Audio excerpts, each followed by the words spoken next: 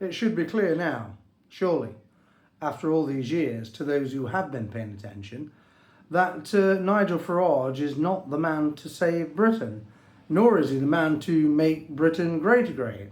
Or is it make England great again? My goodness, it's impossible to tell.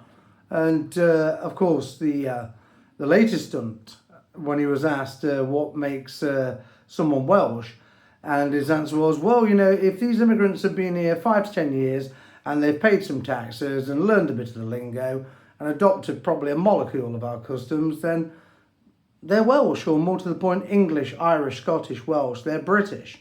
This is Farage's mentality. And then, of course, we have David Bull, who we covered last night, saying immigration is the lifeblood of our nation. It's absolute nonsense. It's the death and destruction of our nation. That's what mass immigration is, and that has always been the purpose behind it.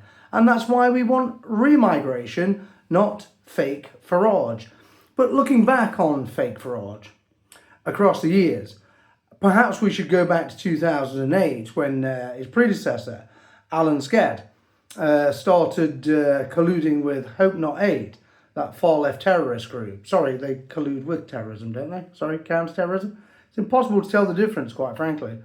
But they started colluding with them to vet the UKIP membership, to try and eliminate members of the National Front and the British National Party, which is quite nonsense in actual fact, because at that time, the British National Party was way ahead of UKIP on the domestic scene, and why any BNP member would have wanted to join UKIP just begged belief. I can understand why NF members, former members, might have wanted to, because they'd faded into an absolutely irrelevant fringe organisation.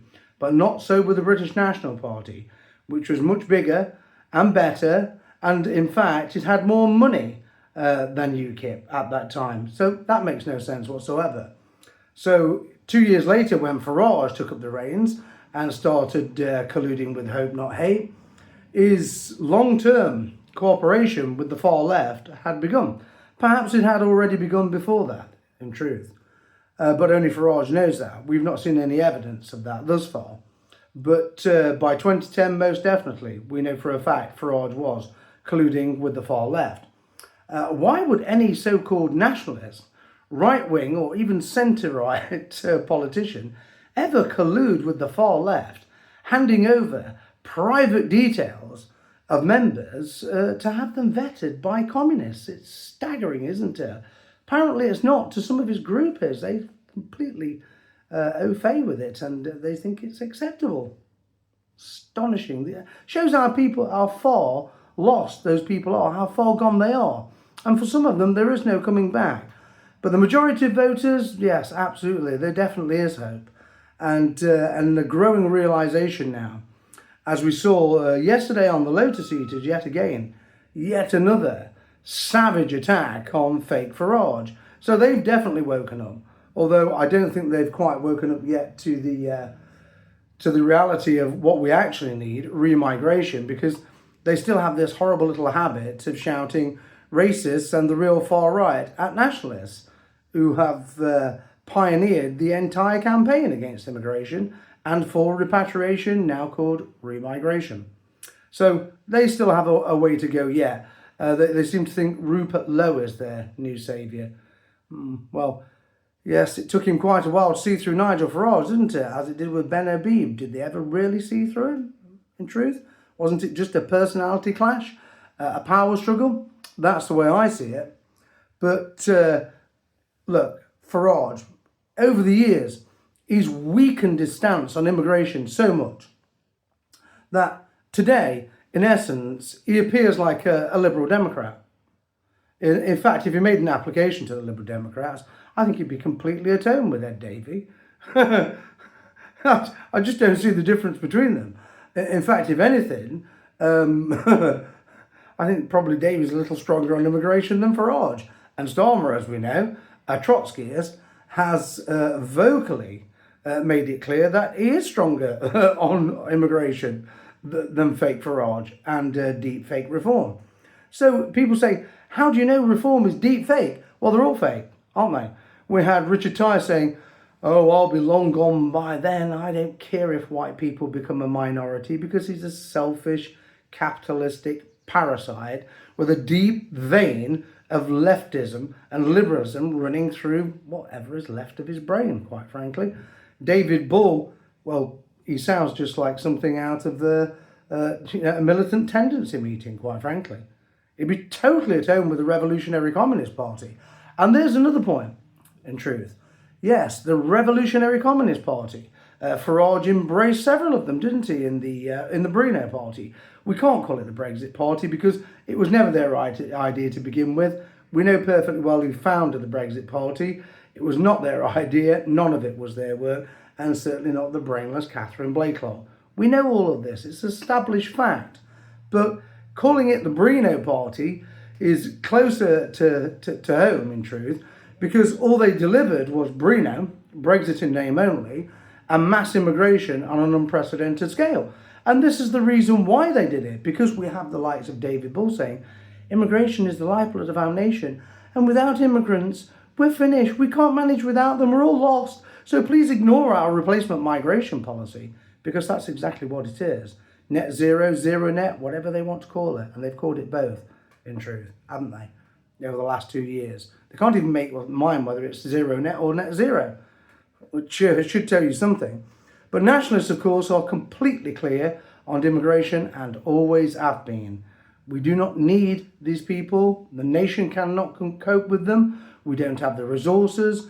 And quite frankly, the whole business of integration and assimilation is a fantasy. This is the reason why we call it the diversity delusion. Because diversity, whilst it exists in terms of the sheer volume of people from across the world dumped into a little space called Britain, that aspect of diversity does exist. No? We are pragmatic about that. The delusion or delusionary aspect of it comes into play when you're dealing with the liberal left like Fake Farage and David Bull and Richard Tyers, who believe that there's some form of integration, that we're all living in peace and harmony. And in the background, you can hear John Lennon's Imagine playing, and everyone is rapturously blissed out in this wonderful fairy tale called multicultural Britain, or Britain in inverted commas. And this is all Farage has to offer the people of this country. Now, I know the vast majority of people who thought reform, inverted commas, reform was a good bet because there's no one else, are truly regretting their decision after the last month. The litany of liberal leftism that's been spouted by Farage, Tyers and Richard Bull, David Bull, truly, the alarm bells, you can hear them ringing from miles and miles away. Many people I meet who are politically minded talk about this and how alarmed they are at what's happening in Reform UK. Well, it's not a new occurrence. Don't be alarmed. Don't think that this is something that's new. This has always been happening. Go back to May 2016 when Fake Farage told BBC News just before the EU ref that Syrian migrants are welcome here. Yes, of course, we will welcome them and they're welcome to come and live in this Britain because they need asylum and they need our help. Whilst touting posters all over the country saying that UKIP was totally opposed to mass immigration and would reduce it massively. Well, there is no intention to reduce any of it. UKIP never had any intention to reduce it. In fact, the Jewish lawyer, Andrew Reid, the author of that ridiculous troll trope, that twisted fantasy, which was obviously put together under the influence of copious amounts of alcohol and probably prescribed medication as well whilst filling his fat face, well, in truth, the reason why he makes a big point of him being Jewish is because he gave an interview, didn't he, to the Jewish Chronicle, in which he said, UKIP is the party of immigration. Well, yes, of course it would be, wouldn't it? It was always committed to immigration. The Bruno Party was committed to immigration. It made a pact with Bruno Boris, who delivered the Boris Wave.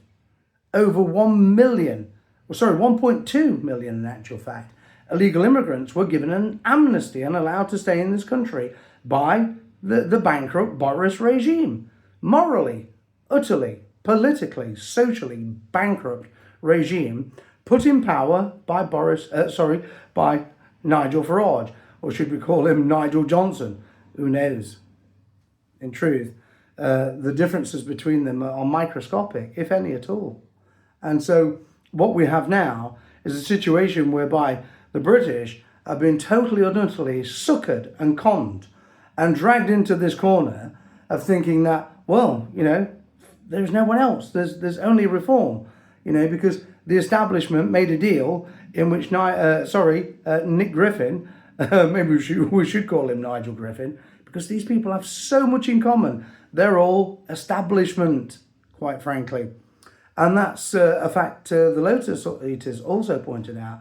Farage is establishment. Yes, we know he's establishment. I've always known he was establishment. I've been saying it for nearly 20 years, in truth. I've been saying the same thing about UKIP since the outset. It was an establishment safety valve operation set up purely to combat the BNP. And when it got the backing of the mainstream media, it was finally able to do that while simultaneously Nick Griffin throwing it in every single debate and kicking out all the best people from the party. That's how Farage got himself into the position that he's in right now. And of course, last year, he said, when he made his comeback, that the people had a choice, or what he really meant was that the establishment had a choice. It was either him or someone like Nick Griffin. And of course, when faced with someone like Nick Griffin, in fact, it would never be Nick Griffin again, the most toxic leader ever to disgrace British nationalism, it would never be someone like him. It was somebody far more professional than Nick Griffin. And none of the con artists like Paul Goldilocks either, or that deluded, ranting fundamentalist Nick Tanconi, who's barely even qualifies as centre-right, quite frankly. Much closer to the centre-left. So we're not going to get a Nick Griffin back, but we are going to get a truly professional nationalist leader on the scene.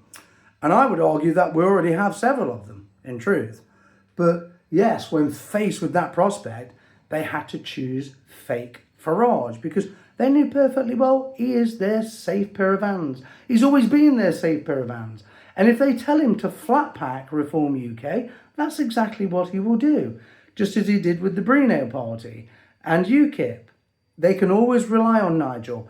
And if they say to him, Nigel, look, we want replacement migration, come up with a policy that sounds like you're combating immigration whilst actually flooding the country with 600,000 non-white immigrants a year, then of course we'll back you around the clock. And that's exactly what's happening. They're spinning and promoting fake Farage around the clock. And so many people are buying into it because they're driven by desperation. But there is no need for desperation. There is no need for desperation whatsoever. I understand why people are so desperate, because the country is in such a dreadful mess. Orchestrated, engineered mess. All by design, Keir Starmer said it. But there is an alternative. There's the Homeland Party, led by Kenny Smith. There's a remigration policy and a set of other socio-economic and political initiatives to restore this country back to a position of stability from which we can actually engineer a British future. Because let's face it, Farage can't even point out the ethnicity of the English, Irish, Scottish and Welsh, and he made that perfectly clear yesterday. So under deepfake reforms thinking, you could probably teach a parrot to speak English, and if it's been resident here for 5 to 10 years and paid a few taxes, or even contributed absolutely nothing, just scrounged off benefits, then it becomes English or British, or Irish or Scottish or Welsh. Why would anyone in their right mind want to vote for fake Farage and deep fake reform when there are credible alternatives out there on the political hemisphere waiting to break through with public support? Go and find them, back them, make a difference. Let's get real reform together and put the fakery behind us into the dustbin of history.